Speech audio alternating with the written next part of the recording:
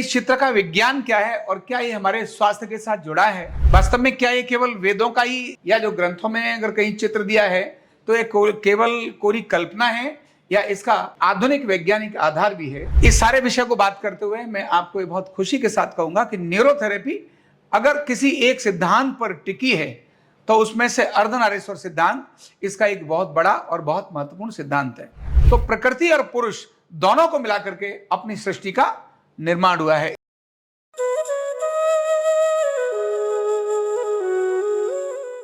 आरोग्य पीठ द्वारा आयोजित आरोग्य संदेश व्याख्यानमाला में आज इस कार्यक्रम में पधारे हुए हमारे वीर टिकेंद्रजीत विश्वविद्यालय के चांसलर परम आदरणीय doctor professor VN Mishra ji,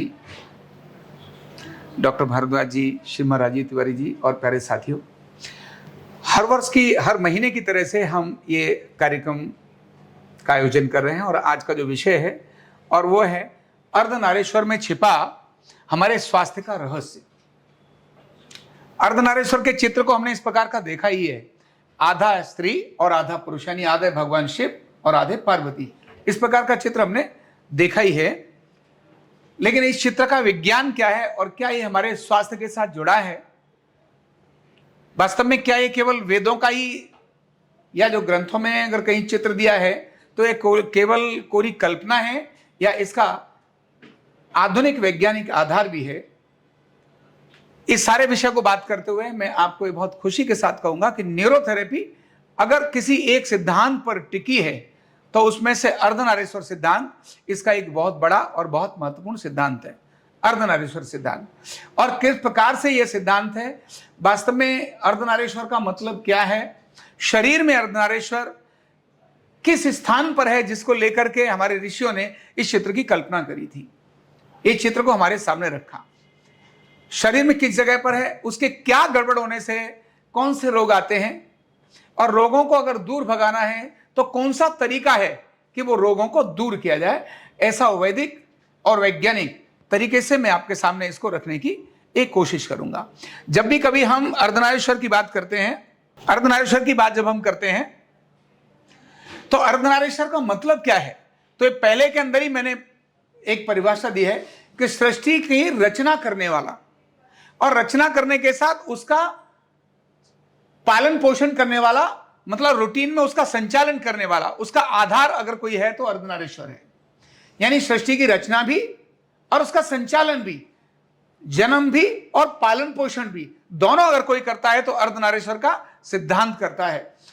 ये जैसे प्रकृति और पुरुष का संयोग, दो चीजें आपस में मिलकर के किसी चीज का निर्माण करती हैं, इसी प्रकार से हमारे ऋषियों ने इसका ये दिया है। उसमें अलग अलग मैंने बात बोली है कि अगर ये ऑर्डर में है तो आनंद प्रदान करता है, अर्धनारीश्वर का क्रम ऑर्डर में है तो आनंद प्रदान करता है, और अगर ये ऑर्डर में नहीं है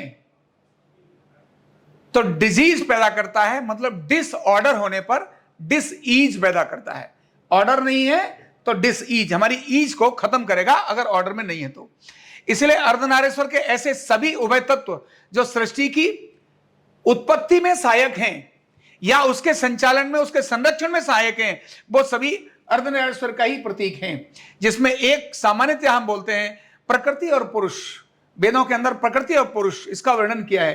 प्रकृति और पुरुष अपने आप में डिटेल है लेकिन फिर भी, और क्योंकि हर चीज जो पैदा है, खासकर बीज जो जमीन में पैदा हो रहा है, वह पैदा हो रहा है मतलब दो भागों में है। बीज एक था, अंकुरित हुआ तो दो दल उसके निकल कर आए, मतलब वह अपने आप में ही अर्धनारीश्वर के प्रतीक को सिद्ध करते हैं। अभी ये जैसे आप देख रहे हैं अलग अलग पुरुष और प्रकृति, पुरुष क्या है और प्रकृति क्या है, तो प्रकृति वैसे तो हम भी प्रकृति की हैं, लेकिन प्रकृति जितनी सारी चीजें हैं प्रकृति की अगर हम देखें तो वो कैसी हैं, वो कहीं ना कहीं स्थायी हैं, और पुरुष यानी गतिमान है। तो ये दोनों को चीज को मिलकर ही ये हमारी पूरी सृष्टि का निर्माण हुआ है। तो प्रकृति और पुरुष दोनों को मिलाकर के अपनी सृष्टि का निर्माण हुआ है, इस प्रकार का एक क्रम है। जब हम इसको देखते हैं, अर्थ को देखते हैं, पूरी धरती को अगर देखते हैं तो इसमें भी इसके भी पोल हैं दो, नॉर्थ पोल और साउथ पोल। केवल एक पोल से काम चलता नहीं, क्योंकि अगर निर्माण है तो प्रकृति भी चाहिए और पुरुष भी चाहिए। दोनों ही होंगे तभी निर्माण होगा। ये धरती भी दो पोल पर आधारित है। अगर ये दोनों पोल गड़बड़ हो जाएं तो प्रकृति गड़बड़ हो सकती है। और हम इन दोनों पोलों से संबंध रखते हैं। जब भी नॉर्थ पोल की तरफ अपना सिर कर देंगे, उत्तर की दिशा में हम अगर सिर कर देंगे तो हमारे दिमाग घूमना शुरू हो जाएगा। इसलिए रात को सोते समय उत्तर की दिशा में अपना सिर नहीं करते हैं। मैग्नेटिव इसका इफेक्ट अपने शरीर पर पड़ता है, ये आगे का विषय है। ऐसे ही जब हम अर्धनारीश्वर की बात करते हैं तो ऐसे दो तत्व कौन कौन से हैं? दो तत्व कौन कौन से हैं जिनके आधार पर सृजन होता है या संवर्धन होता है या संरक्षण होता है? तो उसमें देखेंगे प्लस माइनस और प्लस, ये दोनों चीजें।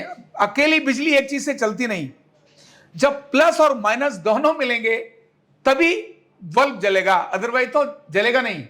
नेगेटिव एक जगह है, पॉजिटिव एक जगह है, जब तक वो दोनों नहीं मिलेंगे तब तक वो अपना प्रभाव नहीं दिखा सकेंगे। यानी ये भी अर्धनारीश्वर का ही एक प्रतीक है। ये सृजन और संचालन, ये दोनों में अपना रोल प्ले करते हैं। ऐसे ही हमारा जो मस्तिष्क है, अब मस्तिष्क बायां और दायां दो हैं, अगर एक को काट दो तो आधा ही काम चलेगा, दूसरे को हटा दो तो आधा ही काम चलेगा। दोनों ही, यानी इमोशनल पार्ट पर भी है, एक इमोशनल का काम भी करेगा, दूसरा कैलकुलेशन के काम भी करेगा। इन दोनों मस्तिष्क का अपना अपना अलग काम है। शरीर के अंदर अगर हम देखते हैं तो अर्धनारीश्वर कहां कहां विद्यमान है, उसमें मस्तिष्क है हमारा।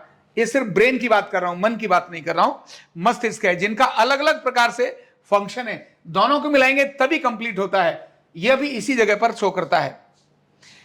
जब मैंने इससे पहले आपको बात करी थी कि जब कोई अंकुर होता है तो अंकुर क्या है, अंदर से जब निकला तो उसके दो दल निकलते हैं, इसी प्रकार से डेवलप होते हैं, चाहे किसी का भी हो, एक्स वाई जेड का। यही है, ये प्रकृति और पुरुष को ही दर्शाते हैं, मतलब अर्धनारीश्वर के उस सिद्धांत को ही दर्शाते हैं।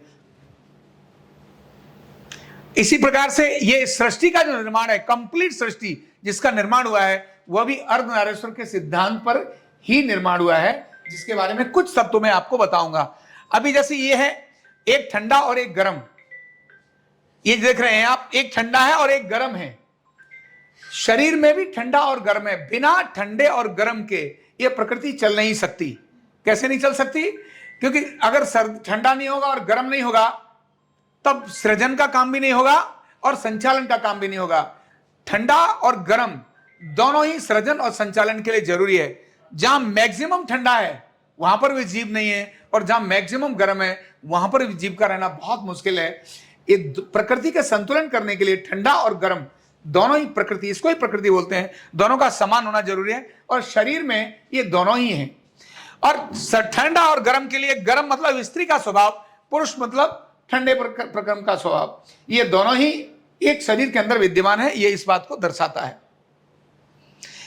नाड़ियां, शरीर भी कमाल की बात है। अभी हमने शरीर की बात करना शुरू कर दी। 72,000 नाड़ियों में से इड़ा और पिंगला दोनों, यानी एक से काम चलता नहीं। 72,000 नाड़ियों में जो हैं वो दोनों प्रकार के तासीर की नाड़ियां हैं, केवल एक नहीं है। इसीलिए 71,000 नहीं है, 72 हैं, मतलब पेयर्स में है, पेयर्स में है। 72,000 नाड़ियों का संचालन नाभि से होता है, ब्रेन से नहीं होता है। ये अभौतिक वाली बात कर रहा हूं मैं। और न्यूरोथेरेपी क्योंकि इस पर काम करती है, बहुत इफेक्टिवली काम करती है। इसीलिए ये जो देख रहे हैं आप, बाएं और दाएं, ये दोनों नासिका ठंडी और गर्म भी हैं। ये दोनों ही नासिका इड़ा और पिंगला के साथ मिलकर काम करती हैं। तभी सृष्टि का निर्माण होता है और तभी सृष्टि का संचालन भी होता है, इड़ा पिंगला और सुषुम्ना के माध्यम से। तो 72,000 नाड़ियां भी क्योंकि दो पेयर में हैं, इसीलिए वह भी अर्धनारीश्वर के उस सिद्धांत को प्रतिपादित करती हैं। मतलब अर्धनारीश्वर का सिद्धांत इन नाड़ियों पर भी लागू होता है। इसी तरह से ये बहुत बड़ी बात है, ये देखने की बात है। स्त्री यानी जहां ने प्रकृति और पुरुष की बात करी, अर्धनारीश्वर की बात करी, किस प्रकार से सृजन होता है, कैसे सृजन होता है, एक दो सेल एक सेल कैसे बनते हैं। तो ये ओवम है और ये स्पर्म है। ओवम अपने आप में अपना अस्तित्व कुछ नहीं रखता और स्पर्म अपने आप में अपना अस्तित्व कुछ नहीं रखता। जब दोनों मिलते हैं तभी सृजन होता है, तभी निर्माण होता है। यही यहां पर अर्धनारीश्वर के सिद्धांत को प्रतिपादित करता है। न्यूरोथेरेपी कैसे करती है, यहां पर भी एसिड और यहां पर भी एसिड एल्कलाइन का और यहां पर भी एसिड एल्कलाइन का अपना इंपैक्ट है। इस एसिड और एल्कलाइन के इंपैक्ट को बैलेंस करने का काम न्यूरोथेरेपी करती है। लेकिन ये सृजन का काम हो रहा है, यहां भी प्रकृति और पुरुष का काम हो रहा है, इसलिए यह भी उसी सिद्धांत को प्रतिपादित करता है, अर्धनारीश्वर के सिद्धांत को प्रतिपादित करता है। इन सभी जगहों पर जो एक तत्व जो न्यूरोथेरेपी से नियंत्रित होता है, वो बात में आखिर में आपको बताऊंगा कि किस प्रकार से इन सब जगहों पर न्यूरोथेरेपी अपना इफेक्ट डालती है। लेकिन बात वही है, सृजन करना और संचालन करना। अर्धनारीश्वर इसी चीज को दिखा रहा है, सृजन करना और संचालन करना। जब ये डिसऑर्डर होती है तो वहां विध्वंस होता है, ऑर्डर में होती है तो आरोग्य मिलता है। यह भी इसी प्रक्रिया को यहां हमने ऐसा छोटा सा दर्शा है। ऐसे ही ये बहुत इंपैक्ट है। डायरेक्ट न्यूरोथेरेपी अगर कहीं काम करती है तो इसी जगह पर काम करती है। न्यूरोथेरेपी फाइनली जहां काम करती है वो इसी क्रोमोसोम पर काम करती है, गुणसूत्र पर काम करती है, उसके डीएनए पर काम करती है। और कैसे काम करती है, क्योंकि जैसे हमने बोला शुरुआत में और आगे भी मैं बताऊंगा कि कितने अर्धनारीश्वर के सिद्धांत शरीर में कैसे चलते हैं, कैसे दो चीजों को मिलकर के निर्माण होता है और कैसे दो चीजों को मिलकर के सृजन होता है, उनका संचालन होता है। न्यूरोथेरेपी कहां रोल प्ले करती है, यह ध्यान रखने की बात है। ये गुणसूत्र में सबसे इफेक्टिव रोल यहां पर यानी डीएनए, इस जगह पर न्यूरोथेरेपी का होता है। क्यों? डीएनए को, ये जो लाइन है इनको मिलाने के बाद यहां पर ये डीएनए का पार्ट हो गया, इनको यहां हिस्टोन बोल दिया। एक हिस्टोन है और एक दूसरे का जो पेयर का नाम है हिस्टोन के साथ में नॉन हिस्टोन है। ये दो यहां प्रकार के होते हैं, ध्यान रखना। हिस्टोन जो सारी जानकारियां रखता है, इसके नीचे ये प्रोटीन है, गोल गोल गोल गोल, ये प्रोटीन है, इसके ऊपर ये डीएनए की लेयर है। जो यहां जो ये आप सीढ़ी सीढ़ी देख रहे हैं, इन सीढ़ी की छोटी छोटी यहां लेयर है और इसके बीच में प्रोटीन है। इसके ऊपर ये लिपटे होते हैं, इस प्रकार से लिपटे होते हैं और सभी इकट्ठे होकर के जहां किसी एक थैली में भर दिए जाते हैं, उसको क्रोमोसोम कहते हैं। इसी को अगर खींच करके ऐसे ऐसे ऐसे देखा जाए तो जैसे वो दिवाली पर है ना दिवाली पर जो कागज की वो आती है ना सजावट, वो ऐसी चिपकी सी होती है और जैसे वहां से खींच कर लाते हैं तो यहां से लेकर यहां तक पूरी लंबी कर देते हैं और वैसे देखे तो इतनी होती है। तो ऐसे ही जो क्रोमोसोम है, यही सबसे खास चीज है। और न्यूरोथेरेपी जहां इफेक्ट डालती है वो यही डालती है। इसीलिए जीन्स के अंदर अगर कोई चीज चेंज कर सकती है तो वो न्यूरोथेरेपी करती है। क्यों? न्यूरोथेरेपी एसिड और एल्कलाइन पर काम करती है। ये जितनी प्रोटीन है जो इसके अंदर है, ये सारी प्रोटीन्स बनी होती है अमीनो एसिड के माध्यम से। अमीनो एसिड, और अमीनो एसिड भी दो प्रकार के होते हैं, एक एसिडिक अमीनो एसिड होता है और एक एल्कलाइन अमीनो एसिड होता है। एक क्षारीय अमीनो एसिड होता है और एक एसिडिक अम्लीय अमीनो एसिड होता है। ध्यान रखना, ये जो हिस्टोन है जो सारी हिस्ट्री को अपने अंदर रखता है, इस जगह पर क्षार काम करता है, एल्कलाइन काम करता है। और जो नॉन हिस्टोन है उस जगह पर एसिड काम करता है। ये क्योंकि सारा डेवलपमेंट शरीर का है ही एल्कलाइन, ब्लड का पीएच भी एल्कलाइन है। सेल के अंदर भी जितना भी जो मटेरियल भरा हुआ है, साइटोप्लाज्म इसको बोलते हैं, वो एसिडिक नहीं है, वो एल्कलाइन है। एल्कलाइन के अंदर इजीली वर्क होता है, एसिडिक आने पर ही सुस्ती हो जाती है। इसलिए जितने लोग हैं जिनके अंदर एसिड बढ़ा हुआ है वो हमेशा सुस्ती नजर आएंगे, वो डिप्रेशन नजर आएंगे, वो डाउन डाउन नजर आएंगे। उम्र जब बढ़ती है तो एसिड बढ़ता है। बच्चा है उसके अंदर एल्कलाइन बहुत होती है, इसलिए एनर्जी होती है। और एसिड जैसे जैसे बढ़ता है तो व्यक्ति डाउन होने लगता है। ध्यान रखना, ये सभी आरएनए और डीएनए के कहने पर आरएनए सेल के अंदर अपना काम करता है और अंदर भी अपने आप ये सारी एक्टिविटी चलती रहती है। इनके अंदर ये जो लाल पीले हरे निशान जो दिखाई दे रहे हैं अलग अलग प्रकार के, ये इनके की हैं, चाबी हैं। चाबी का मतलब है कौन सा ताला खोलना है, किसको कौन सी शक्ल देनी है, कौन सी किसको बीमारी क्रिएट करनी है, यानी वो सारी चीजों को करने का काम यही करते हैं। और इनमें होता है प्रोटीन, और प्रोटीन बनता है अमीनो एसिड का। और अमीनो एसिड क्योंकि क्षारीय है और अम्लीय है, और न्यूरोथेरेपी क्योंकि एसिड और एल्कलाइन पर काम करती है। किसी का एसिड बढ़ा हुआ है, केवल लेफ्ट किडनी को एक्टिवेट कर दो, एसिड कम हो जाएगा। एल्कलाइन बढ़ा हुआ है, केवल राइट किडनी को एक्टिवेट कर दो तो फिर एल्कलाइन कम हो जाएगा। जब कम ज्यादा एल्कलाइन बॉडी में होगा तो ऑटोमेटिकली इफेक्ट उसका उसके सेल पर पड़ेगा, उसके जीन्स पर जाकर पड़ेगा। ये एक दिन में नहीं पड़ जाएगा, क्योंकि ना एक समय में ऐसे कोई भी चीज इजीली सेल में एंटर कर सकती है और ना ही सेल से इजीली निकाली जा सकती है। उसको डालने और निकालने के लिए भी एक पूरा लंबा और समय प्रोसेस होता है ना। ये जो आप देख रहे हैं ये चीज, जीन्स वाली चीजें बहुत जल्दी खराब नहीं होती हैं। जीन्स चेंज बहुत स्लोली होता है, क्योंकि यहां जिस प्रकार की चीजें हैं, जिस प्रकार की विटामिन हैं, जिस प्रकार की प्रोटीन्स हैं, जिस प्रकार की यहां एक्टिविटीज हैं, ये सारी एक्टिविटीज ऐसे करके नहीं होती हैं। हां, ऐसे करके होती हैं। अगर सेल चाहे अंदर तो वो ऐसे करके चेंज कर सकता है, क्योंकि सेल के अंदर अपना ताकत इतना है कि सेकंड के 100वें हिस्से के अंदर चीजों को बदल देता है। जैसे लीवर, केमिकल चेंज करने का काम, लीवर ही एक ऐसा ऑर्गन है जो बड़ा ऑर्गन है, जो अपने केमिकल्स सेकंड के 100वें हिस्से में बदल देता है। जब लीवर बदलता है तो लीवर में भी तो सेल हैं, लेकिन क्योंकि लीवर के सेल मोर एक्टिव हैं, मोर एनर्जेटिक वाले लीवर के सेल हैं, तो ऐसी कंडीशन में जब वो लीवर, इसीलिए लीवर क्या है, काटने पर डोनेट कर दो, 30% लीवर अगर रह गया तो 6 महीने में अपने को पूरा बराबर कर लेगा, क्योंकि मोर एक्टिव, मोर एनर्जेटिक और मोर अपने को करने वाले, रीजनरेट करने वाले, ऐसी ताकत लीवर के अंदर होती है। तो है तो सेल ही, चाहे वो सेल एक अकेला, कोई प्राणी, कोई जीव एक अकेला सेल का भी हो सकता है और अनेक सारे सेल का भी हो सकता है, जैसे हम और आप लोग हैं। इन सब के अंदर ये होता है। इसीलिए न्यूरोथेरेपी हर जीव पर अप्लाई हो सकती है, ये केवल इंसान में नहीं, किसी पर भी अप्लाई हो सकती है। मैं इसकी बात बोल रहा हूं क्योंकि न्यूरोथेरेपी एसिड और एल्कलाइन पर काम करती है, और छूने मात्र से एसिड एल्कलाइन में चेंज आता है, ऐसा हम सब जानते हैं।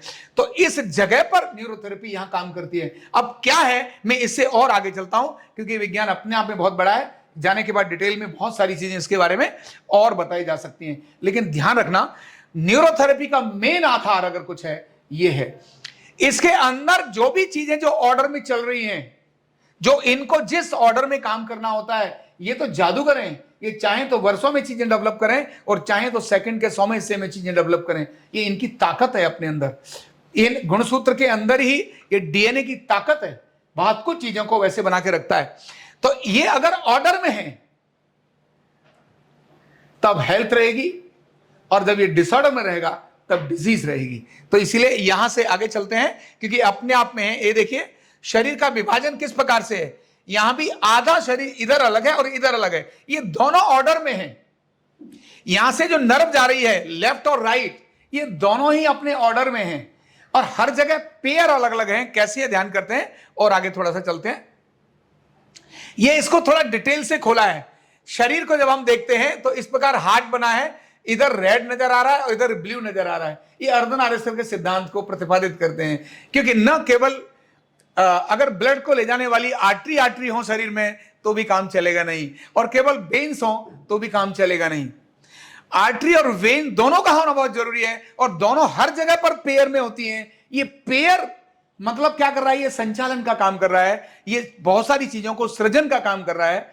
सृजन और संचालन मतलब डेवलपमेंट और उनकी रनिंग, जो उनकी संभाल, ये सारी चीजों को काम कर रहा है, यही काम कर रहा है। इसीलिए ये दोनों अर्धनारीश्वर सिद्धांत को रोल प्ले करती हैं। जब भी एक का काम अधिक हो जाएगा, मान लो डीऑक्सीजनेटेड ब्लड का ही काम अधिक हो गया, ज्यादा है, बहुत अधिक हो गया डीऑक्सीजनेटेड ब्लड, जब कभी हार्ट में होल हो जाता है तो बॉडी में डीऑक्सीजनेटेड ब्लड हो जाता है, मतलब डिसऑर्डर हो गया, तब क्या है, अनेक सारी बीमारियां आ जाएंगी।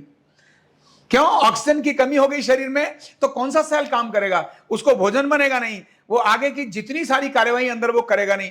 जब करेगा नहीं तो एनर्जी नहीं होगी, वो थका थका नजर आएगा, वो जब देखे तो डल नजर आएगा, जब देखे तो नींद ही नजर आएगी, यही सारी चीजों की, कुछ थोड़ा एनर्जी नहीं रहेगी। जैसे ऑक्सीजन बढ़ जाएगी तो, क्योंकि सेल को ऑक्सीजन के माध्यम से बहुत सारे काम करने होते हैं, तो ऑक्सीजन की मात्रा बढ़ेगी तो ऑक्सीजनेटेड ब्लड होगा, और ऑक्सीजनेटेड ब्लड होगा तो एनर्जी होगी, एक्टिवेशन होगा।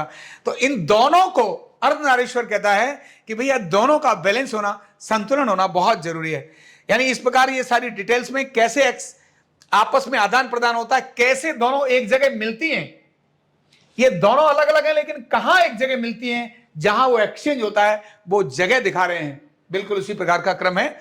डीएनए के बारे में मैंने आपको बता दिया, ये क्रोमोसोम है, इस प्रकार के होते हैं। वाई और एक्स क्रोमोसोम हम जानते ही हैं, वाई और एक्स क्रोमोसोम का अपना अपना रोल है, लेकिन ये जो एक्स क्रोमोसोम है और वाई क्रोमोसोम है, मेडिकल साइंस ऐसा कहती है कि इनके कारण से ही मेल और फीमेल दोनों का डिसाइड किया जाता है कि लड़का पैदा होगा या लड़की पैदा होगी। लेकिन वैदिक विज्ञान कुछ और कहता है।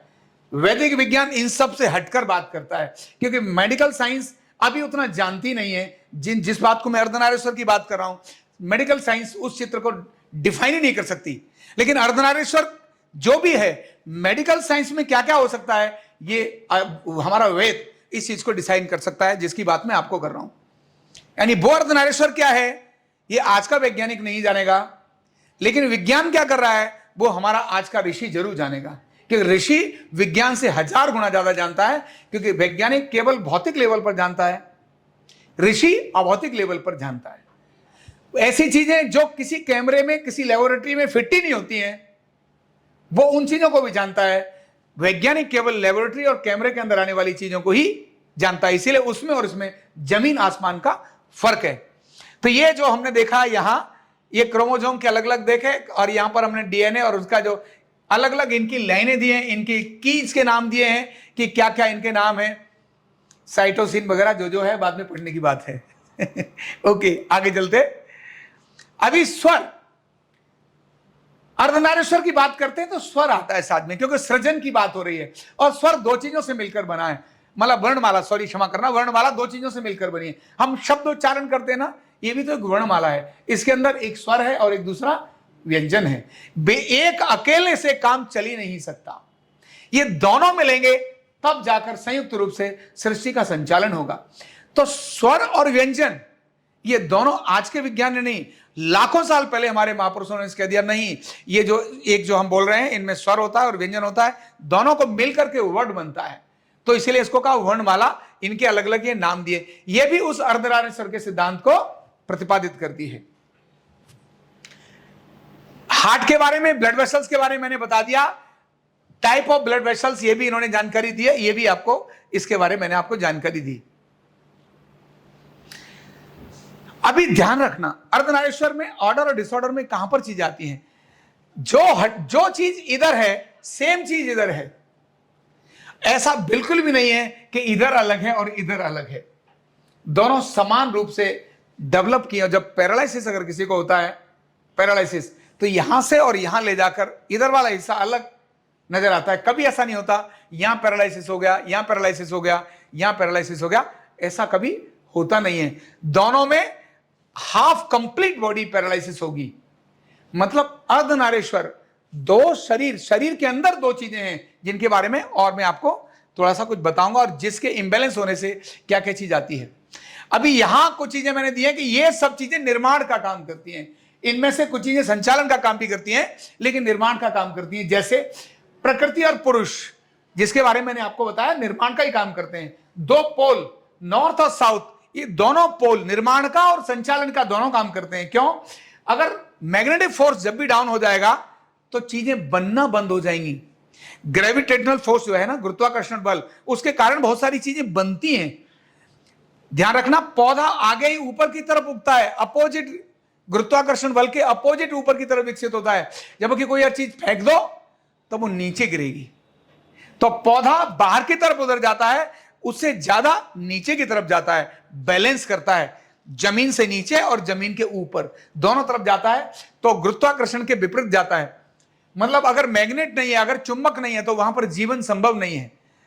पोल नहीं है तो जीवन संभव नहीं है। हर एक जगह बिना इसके सृष्टि का निर्माण नहीं हो सकता। सृष्टि में इसका होना बहुत जरूरी है।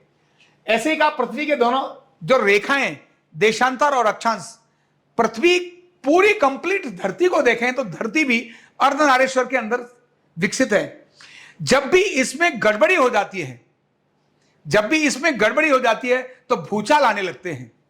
एक थोड़ा सा भी चीज हिल जाए, मैग्नेट वाली चीज हिल जाए, ऐसे बहुत सारे प्रयोग आपने देखा होंगे कि कई जगह, अभी शायद प्रधानमंत्री मोदी ने भी किसी जगह पर एक ऐसी जगह बीच में रखी है, यहीं प्रधानमंत्री म्यूजियम के अंदर मैं देखने गया था। एक बड़ा गोलक है, वो बीच में है, कहीं ऊपर नीचे किसी से टच नहीं है ना, कुछ ऐसा कुछ बना हुआ है, और वो चारों तरफ से केवल चुंबक के कारण से बीच में है। उसको हिलाओ फिर वहीं आ जाएगा, नीचे करो फिर वहीं आ जाएगा, दाएं बाएं किधर भी करो बीच में आ जाएगा, वो किसी से भी टच नहीं है।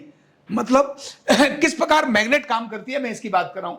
ऐसे ही पृथ्वी पर जो अक्षांश और देशांतर जो रेखाएं होती हैं, सही यही नाम होता है अगर गलत ना हो तो, ये दोनों रेखाएं सृजन का कारण बनती हैं, जो अर्धनारीश्वर के सिद्धांत को प्रतिपादित करती हैं। यानी रेखाएं भी ये कहती हैं कि अर्धनारीश्वर का सिद्धांत बड़ा सत्य सिद्धांत है, उसकी बात कर रहा हूं।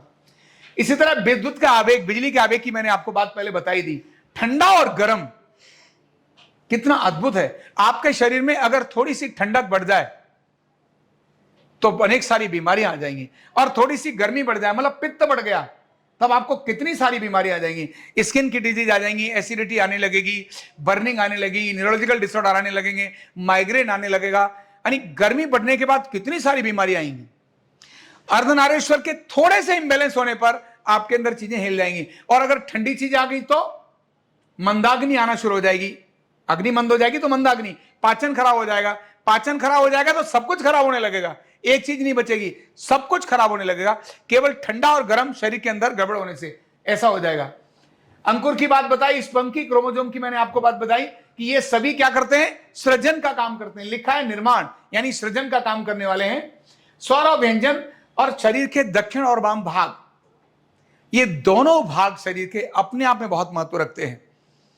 चाहे मसल्स का हो, चाहे बोन का हो, चाहे ब्लड वेसल्स का हो, ये चाहे नर्व का हो, नाड़ियों का। अगर थोड़ा भी किसी एरिया की नाड़ी गड़बड़ हो गई, इधर की नाड़ी गड़बड़ हो गई, तो डॉक्टर कहेंगे डीप वेन थ्रोम्बोसिस हो गया, या आपको जरा अपना कुछ और टेस्ट कराओ, न्यूरोलॉजिकल डिसऑर्डर हो रहा है। थोड़ा भी डिसऑर्डर होते ही, न्यूरोलॉजिकल डिसऑर्डर होते ही डिसईज आना शुरू हो जाएगी। इन सब में हमारा आरोग्य छिपा है, इस सब के अंदर हमारा आरोग्य छिपा है। अगर ये ऑर्डर में है तब हमारे साथ आरोग्य होगा, और अगर ये ऑर्डर में नहीं है तो हमारे को डिसईज होगा।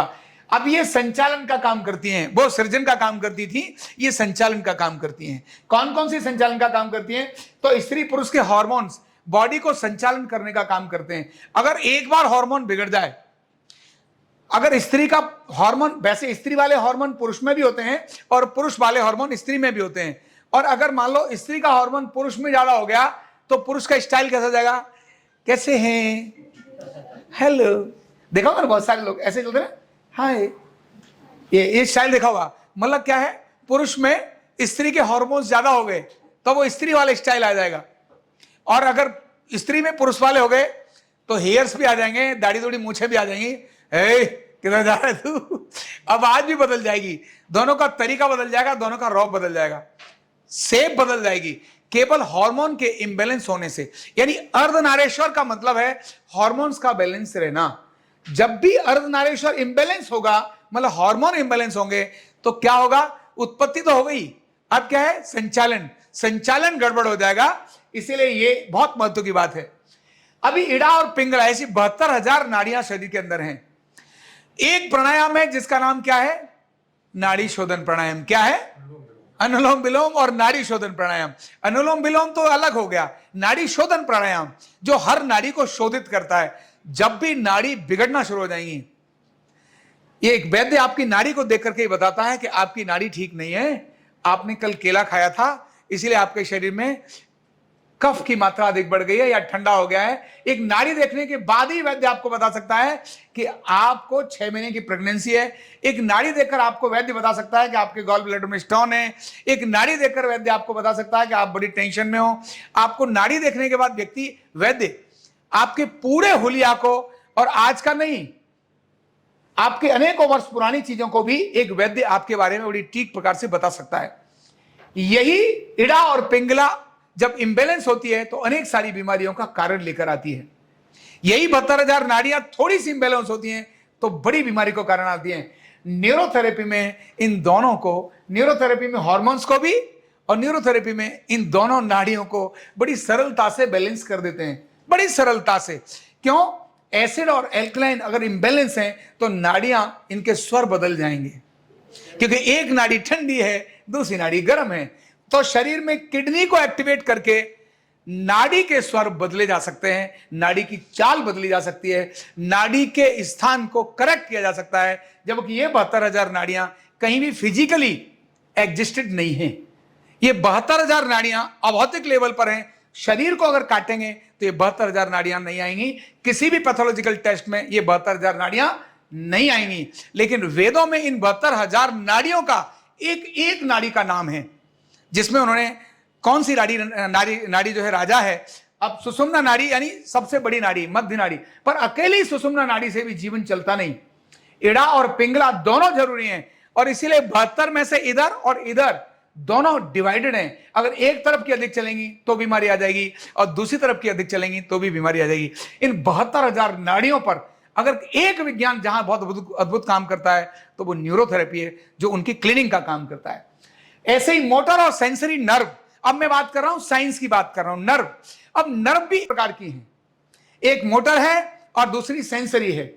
अगर सेंसरी काम नहीं करेगी तो इंफॉर्मेशन नहीं आएगी, और मोटर काम नहीं करेगी तो काम नहीं कराया जाएगा। इन दोनों का ठीक होना जरूरी है। ये अर्धनारीश्वर का ही एक रूप है, सेंसरी और मोटर। अगर ये दोनों में से एक गड़बड़ होती है, पैरालिसिस होता है, उसके अंदर मोटर नर्व काम नहीं कर रही होती है, बहुत बार उसमें सेंसरी भी काम नहीं कर रही होती है, लेकिन सेंसरी काम करती है, मोटर नहीं काम करती। पता तो चलता है, छूने पर पता चल रहा है, बोले हाँ चल रहा है, उठाओ उठता नहीं है, पैर घुमाओ तो चलते समय व्यक्ति ऐसे ना ऐसे दूर से लेके चलेगा, ऐसे चलेगा, मतलब ये वाला पार्ट काम ही नहीं कर रहा, मतलब उसके शरीर के अंदर ये जो उसकी मोटर नर्व है वो काम नहीं कर रही है, उसका ऑर्डर मन ही मान रही है। तो इन दोनों के डिसऑर्डर होने से डिजीज आती है। डिसऑर्डर मतलब ऑर्डर में नहीं है, इसीलिए ईज क्या हो गई, खत्म हो गई, डिस हो गई।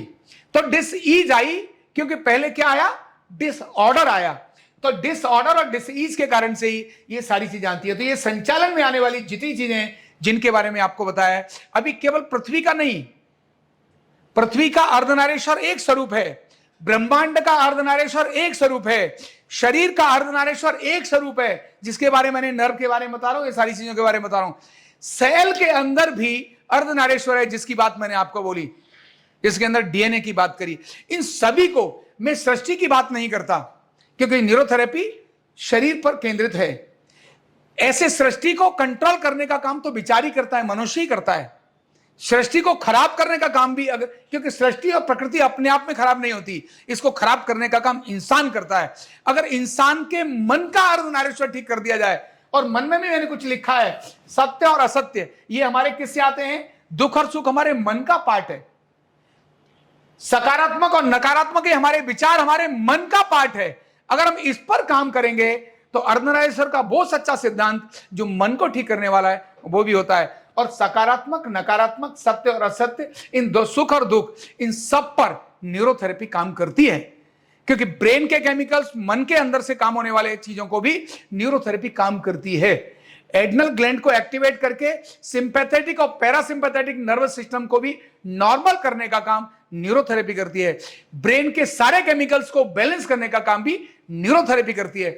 इसलिए इनके इंबैलेंस होने पर जो बीमारियां आई, इन सब बीमारियों को अगर कोई एक विज्ञान ठीक करता है तो नो डाउट योग भी अपने आप में पूर्ण है, नो डाउट आयुर्वेद भी अपने आप में पूर्ण है, लेकिन न्यूरोथेरेपी इनके अंदर से निकला हुआ एक अपना कैप्सूल है। किसी को ना बहुत सारी चीजें, लो भाई मैं कैप्सूल देता हूं, तो न्यूरोथेरेपी वो कैप्सूल है जो आयुर्वेद के अनेक सारी बड़ी दवाइयों से हटकर बिना दवाई के ये सेट कर देगा। योग जो अनेक वर्षों में जाकर चीजों को बैलेंस करता है, ऑर्डर में करता है, योग भी ऑर्डर में करता है, न्यूरोथेरेपी उसको थोड़े समय में ही ऑर्डर में करने का काम करती है। इसीलिए शरीर पर भी और मन पर भी जो एक विज्ञान जो इफेक्टिवली काम करता है, वैज्ञानिक तरीके से काम करता है। वास्तव में तो न्यूरोथेरेपी विज्ञान नहीं है, न्यूरोथेरेपी तो ज्ञान है, क्योंकि विज्ञान को जब बात करते हैं तो भौतिकता से जुड़ जाता है, और ज्ञान की बात करते हैं तो वो अभौतिकता के साथ काम करता है और भौतिकता भी काम करता है। तो न्यूरोथेरेपी ज्ञान है, नाम क्योंकि हमको साइंस का नाम लेना होता है इसलिए विज्ञान शब्द प्रयोग कर देते हैं, लेकिन ज्ञान है। विज्ञान कहते ही वो डिमोशन हो जाता है, उसकी छोटी, कहते हैं ना कि एक व्यक्तित्व को अगर किसी एक पर्टिकुलर चीज से नाम दो, है बड़ा व्यक्तित्व, लेकिन नाम दिया किसी छोटी चीज से, तो वो क्या कर दिया, उसको उसका कम आंकना, उसको अंडर एस्टिमेट करना। तो ज्ञान, न्यूरोथेरेपी ज्ञान है, विज्ञान नहीं है। जब भी हम विज्ञान बोल देते हैं हम अंडर एस्टिमेट उसको कर देते हैं, क्योंकि 10/1 9/1 1 है विज्ञान और 9 है ज्ञान। तो वैदिक क्या है, ज्ञान है, वैदिक विज्ञान नहीं है, वैदिक ज्ञान है। आधुनिक ये जो विज्ञान है, विज्ञान तो वही हो गया कि जो मैंने पहली बार देखा ही नहीं, आज पहले कभी देखा नहीं, आज देख रहा हूं, अरे रे वाह भाई। जैसे भारत की खोज वास्को डी गामा ने की। अब भारत की खोज वास्को डी गामा ने की, क्या भारत उससे पहले नहीं था? तो साइंस कहती है भारत की खोज वास्को डी गामा ने की। साइंस क्या कहती है? साइंस कहती है जितनी सारी साइंस ने खोज करी है वो सब विज्ञान है। अरे थी तो पहले से, ज्ञान तो हमारे ऋषियों को हजारों वर्षों पहले था, क्योंकि ऋषियों ने कभी भी उस ज्ञान को आंखों से ऐसे नहीं अनुभव किया, देखा इस प्रकार से, दूरदृष्टा के रूप में उन्होंने देखा, और जिसको हमारे ग्रंथों के अंदर बाद में लिखा भी। तो ये जो मैंने आपके साथ बात करी, यही अर्धनारीश्वर के इस सिद्धांत को प्रतिपादित करता है।